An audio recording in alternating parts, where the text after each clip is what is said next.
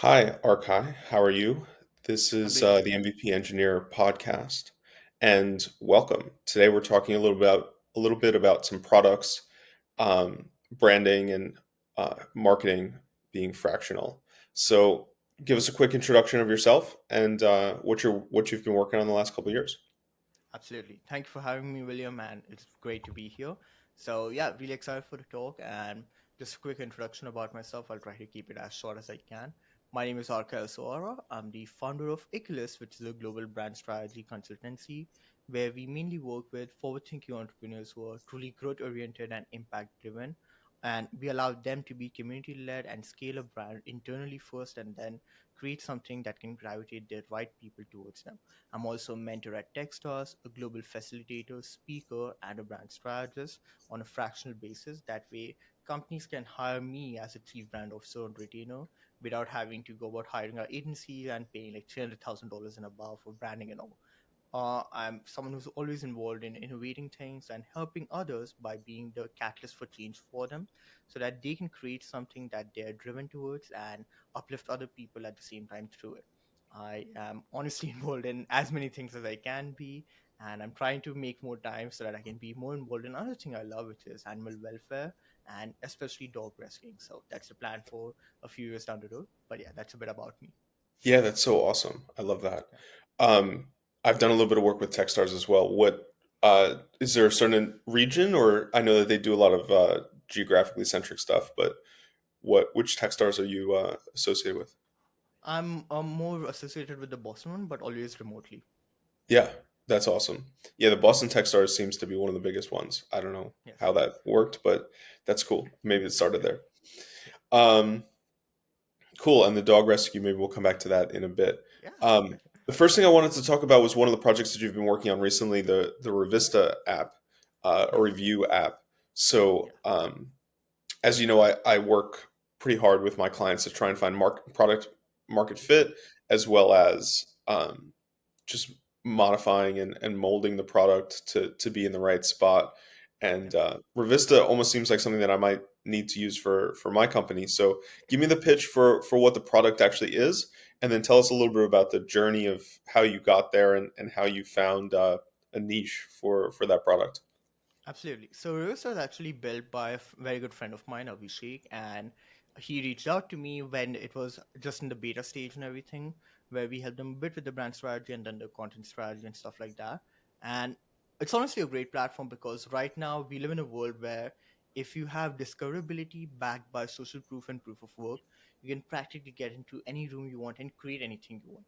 People believe it's easier for people to trust you when they see that others have trusted you, and Riverstar really does play a huge role in doing that because unlike other testimony and review collection platform, it focuses a lot on your personality traits, emotional spectrums, as well as how you made your clients feel, because clients just don't want to work with anybody who is skilled because there are millions of people skilled in any particular skill nowadays, but they want to know how you go about entering a market, how you can work with them, their personality and ideation. So the Revista focuses on that while also making sure that all the testimonies are authenticated and verified. So it's not just someone can go about uploading them. So it's a really strong front, and they're still developing a lot of the features around it. But it is going to be a huge platform down the road as we create more scalability, discoverability features so that people are seen for not just their work, but for the people they are as well in this extremely human centric work that is Yeah, very much changing in the future of work.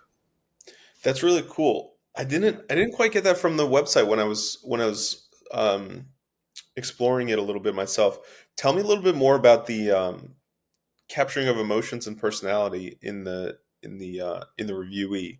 So I didn't catch that from the website. Yeah, tell me more. Yeah, so it's not gotten that deep into those things, but currently what we do is you can go about a client who's reviewing you cannot just talk about how great you were in terms of a skilled service provider or something, but they can also mention how you made them feel. They have traits, badges that are made for emotional spectrum as well that talk Mm, about the overall personality, how it was engaging with you, what kind of mindset you brought in, and everything.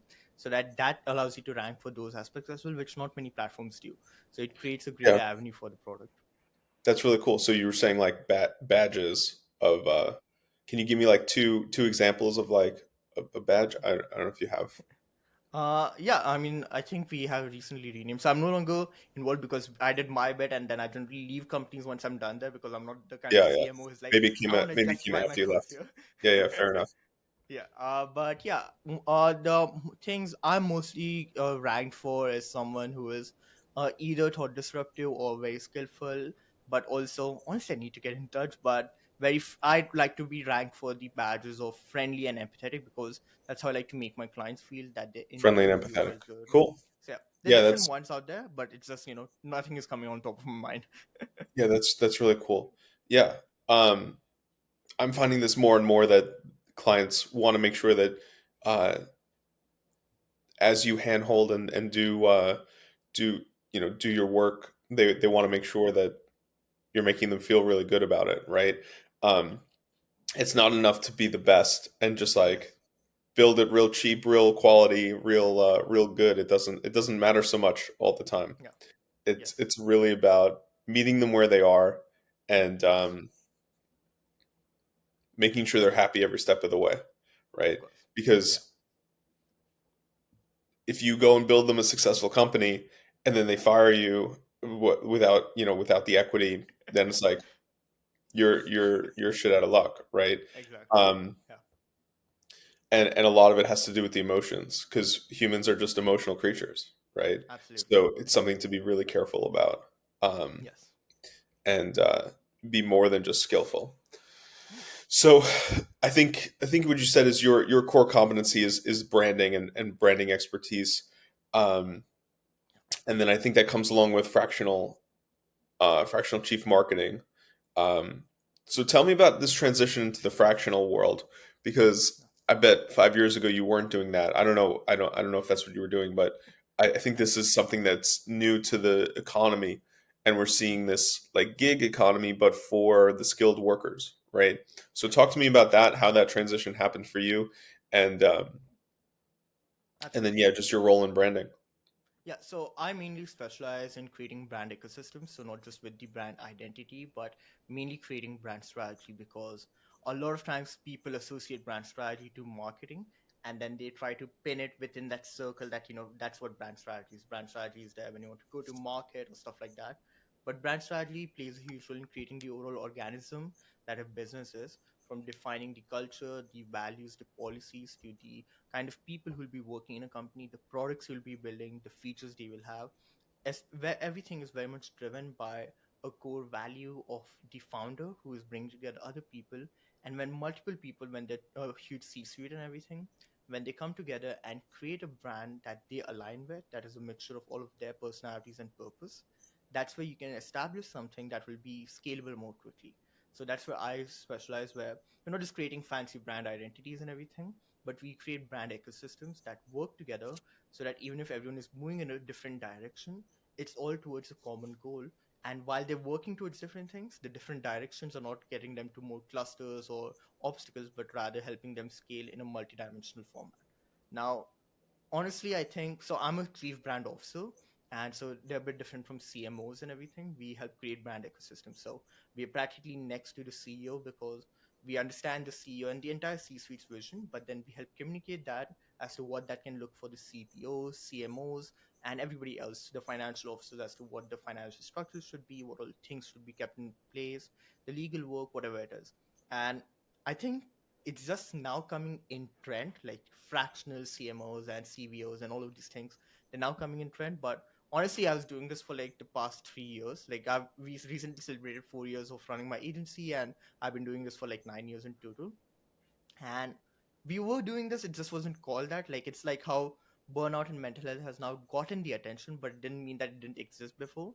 It's just the same case. But I have been a chief brand officer for a lot of companies on a retainer where they would be like, hey Arkai, can you work with our team instead of like working all the way through your agency, because we already have something established. I would love for you to train them or join us for this project. I sometimes work with other agencies as well who are working in a field that they're not that specialized in, so they need a strategist who can help them create that. So I've always been doing this, but this year I created a subscription model around it that made it easier for companies to subscribe to my services and allow me to work in different ecosystems at the same time while also running my agency. And this was very crucial because innovation is taking place at a very faster rate than ever. ever since the pandemic, people have started diving more into their passions and purpose, and that is allowing them to do things in the world that we live in right now, where anything and everything is possible with the amount of resources out there that are also practically available for free. You can go ahead and start making shift happen. And so, due to these reasons, people are creating things, and I'm the kind of person who picks markets based upon impact, not based upon like untapped profits, but rather where change is happening, where a lot of people are going to go about creating something for other people. That's where I find myself roaming. So that's how I like to go about doing things. And so as I move towards animal welfare in a few years, I want to close my agency, but still be involved in doing things that I love as a brand strategist. So the reason for me also to move into fractional work as in a subscription model is so that I can do both the things at the same time while focusing on just transitioning more towards the consulting work. Yeah, for sure. I think the thing that stood out to me was, the language changes, right? So even though we're doing the same stuff, like now we're calling it fractional C work, right? As Yeah. opposed to just like, hey, we're just consulting for a couple different companies. Yes. But it's interesting to me that you're going to be, close to the CEO and actually doing legal work like that. That seems so strange for a brand strategist. But um, yeah. So So I'd what like to what? dive into that a bit if you're okay with it. Yeah, sure. Talk to me. Yeah. Yeah, so this is something we even talked about in one of my previous lives and everything, where uh, like for me, brand strategy helps create that culture. So a brand is not defined by their identity because that's what you're putting out there, which is supposed to be ideally an extension of who you are at your core. And so your policies are what defines you. So we see a lot of companies, and one of my friends brought it up as well. So there are a lot of insurance companies that have great messaging, and this is what happens when brand strategy is only limited to marketing. You make your messaging sound great, but if your actual policies and the things you stand by don't actually reflect that, then you're just telling someone a half lie and you're just like, yeah, this is what we're doing and everything. But then when things go to shit, you're just like dropping them off. And so brand strategy helps create these policies. And that's why I work with legal and different aspects as well. Like it's not always that much with legal, but sometimes I do happen to sit with the legal team and be like, what can we do to create policies that truly reflect what this business stands for? So when I work with companies that are trying to uplift other women, I ask them, what are you doing aside from like giving them jobs? What are you doing internally to create that? How are you as a business creating policies that will create that culture internally instead of just projecting it outside so that you get the funding or the acquisition or just the awareness that you seek? So that's why brand strategy plays a huge role in everything. Yeah, that makes sense. I wanted to talk to you about finding ideal client profiles Hmm. because not only do you have to do that for yourself and finding your clients, but Yeah. in coming up with a brand strategy, you have to kind of figure out who are we Hmm. speaking to and Yeah. what do they want to hear and how does that align with who we are? And Yeah. then how do we define who we are? So talk to me about how to find ideal client profiles and then um, like defining it and Yeah. going out and searching for those. Absolutely. So one of the things I specialize in is creating gravitation rather than attracting. And so, like, I have never sent out cold emails. Now we are considering that for some of the other products we're launching because that's the right approach for that. But we never sent out cold emails for trying to land clients for our agency. I have created a strong enough personal brand and a reputation for myself that on a daily basis we have people reaching out, even if they're not like the right clients all the time, they're in the right market.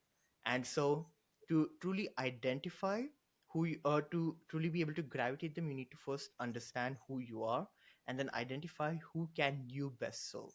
And so this goes very much into your brand's purpose, especially if you want to do it right. You can always just put together like, okay, this is the saturated market, these are the ideal people we would like to serve, because there's a very huge difference between the right audience and the ideal audience. And so when it comes to in discovering and understanding who do you actually want to help, who is the right person you want to serve, who would be this person that you can actually help and scale. Because a lot of people when they start, they were like, we want the high ticket clients and everything, but does that actually drive you? Does that actually help you do your best work, and can you actually help them? So it starts a lot with introspection to realize who you are. So even with our agency, I work a lot with investors and then a lot of SaaS founders. And the reason I do that is because I'm constantly driven to change the arc of people's lives. And so to be able to do that, I work with venture studios, venture capitalist firms, and I help them position themselves better so that they can help other companies by funding them and creating a good brand culture so that these businesses can later go ahead and fund other people, like, help other businesses as well. So if you want to define who your ideal audience is, it initially starts with introspection and then understanding the user mindset. Before you go into demographics and everything, understand the user mindset as to what is the mindset you want to work with. And then you can narrow it down to demographics because at the end of the day, let's take the example of Apple. Even a fifth grader and a 30-year-old man can go out and seek an Apple product when it's launching. And even though a 30-year-old man might have an ideal use case for it, like, okay, I might require a Mac so I can design better and not have a shitty, OS and everything. And a fifth grader might just be like, I just want it because everyone else is. But people work on motivation and needs. And so if they feel like there's a need for something, a fifth grader might find to its parents or ask them, and a 30-year-old man will just go ahead and buy it or get it on credit and get it done. But people work on motivations and needs. So you need to understand, once you have introspected enough, what is the user mindset you want to work with? What do you want to enable for them? Once you can understand that, then you can pin it down to different aspects such as demographics, what are they doing, where they're spending their time, and stuff like that.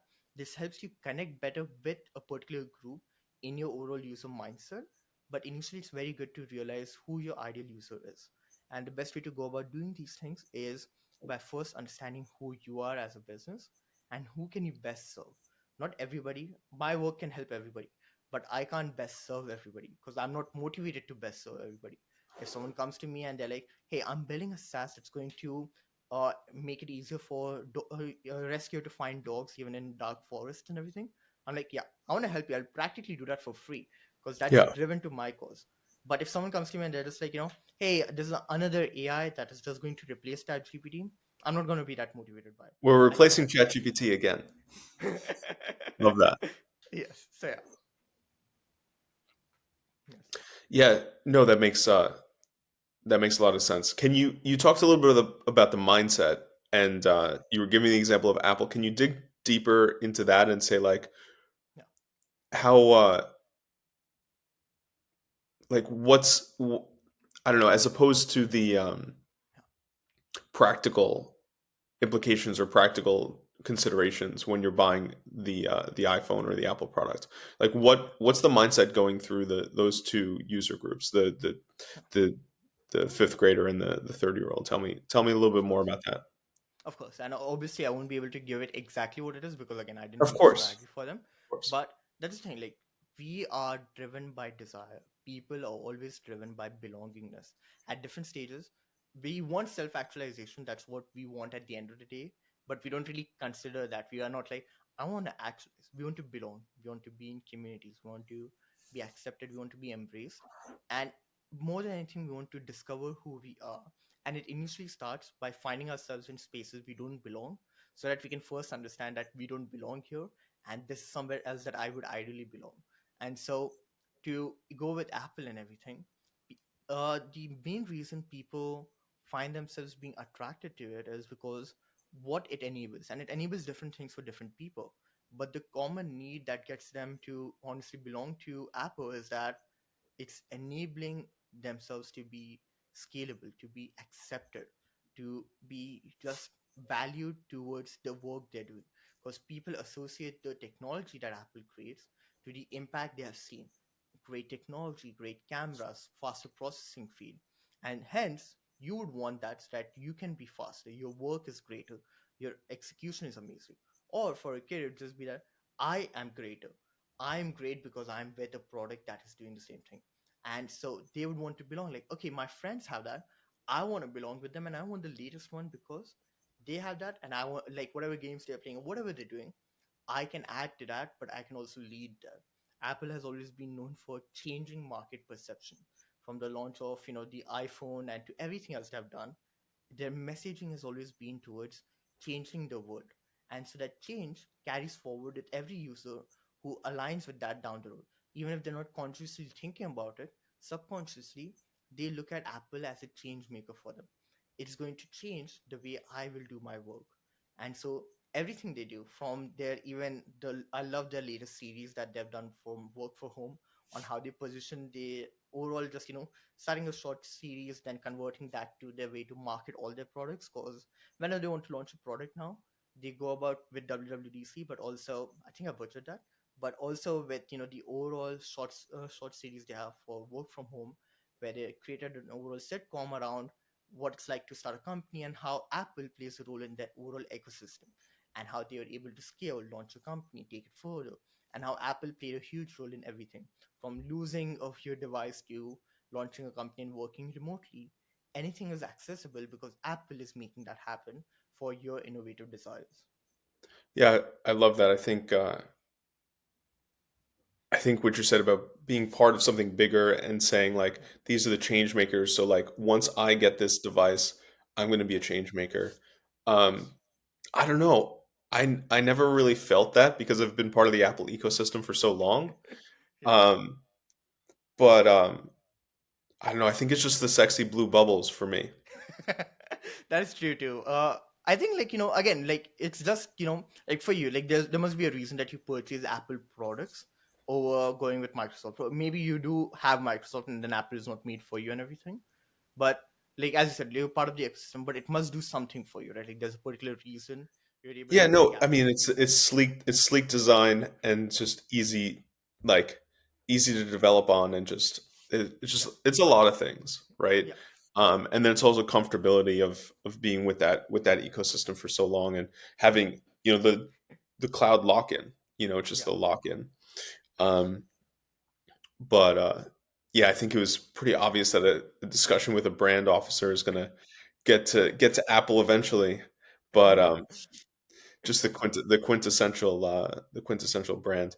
I don't know if you saw that there was a meme of like them of obviously Steve Jobs presenting the first iPhone and then Yeah. presenting each iPhone after that, and it's just like the same. They hit the same Yes. note every time. Did you see that meme Yes, I have. I've seen where the video they were version just of it like as well. the rev describe it for us. I just think it's so like interesting, but like it seems to just keep working, and you know that it's going to stop working eventually, and that something's going to come and disrupt. But describe the meme just so we're on the same page with the audience. Of course. So, like, I won't go too detailed into it, but it's the way he went about introducing a product where he first addressed something and then he's like, and now I present to you the iPhone. So he talks about the different challenges, which points out everything for the people. And you notice that, it's both repetitive, that even now every product is kind of going in that format, but there are also two things that are happening. One, features are not that amazing. Like that time when touchscreen came out and everything, that was great. Like that blew people's mind. But now it's just like a new camera, a new processor. But the way to go about presenting that with their technology, where nowadays most of the time they're like shot on iPhone or the way they get to the point and everything, they're trying to showcase the overall strength and the energy that they're bringing in, the power they're bringing in towards the execution. So while the meme is all about that, they're always going about doing it in the same format, the stage and the conversation and the Well, it introduction. was the Yeah. revolutionary. And that was Yes. like that was the big Yes. thing that came back a couple times. It was just like Yes. this is a revolutionary Yeah. new phone, and Yes. it transforms everything, right? And it was Yeah. true about the first one and maybe about the third one when they got the like internet going, Yeah. because the first couple like that didn't even do anything. But it's just like iPhone 14 revolutionizes phones Yeah. in the world, and it's like no, it doesn't do that anymore. Yes. And something I find interesting about what they're doing is, or what I've seen them do is, they um, they hold back the updates on Hmm. um, on a Yeah, on certain the old ones. Yeah. technology. No, it's not even that. Like it seems that what they do is they improve each technology very small incrementally, and then they take one technology and give it a big boost on each new iteration. So, for example, like for 5 years in a row, the processor will increase by 10%. And then on the fifth year, it increases by 80% because they have a new chip. Or they have the camera and it has 10% more megapixels. And then the next, then 1 year, it's like 100% better because they have to get you to buy something, right? Like I'm not going to buy the phone if everything's 10% better. But if Yes. one thing is 100% better Yeah. and everything else is 10% better, then maybe I'll have a reason to do it, Of course. right?